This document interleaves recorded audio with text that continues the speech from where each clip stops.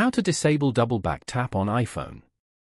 To get started, first of all go ahead and open up the Settings application on your phone. Once you're here, go to Accessibility as shown.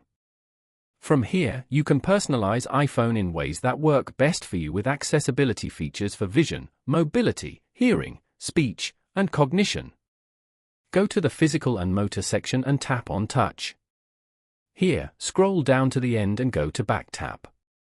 Using Back Tap, you can double or triple tap on the back of your phone to perform actions quickly. Over here, tap on Double Tap. Then, select None. You have now successfully turned off double back tap. Following these steps, you can easily disable double back tap on iPhone. Thank you for watching. Please leave a like if this tutorial helped you, or leave a comment below if you have any questions related to the video.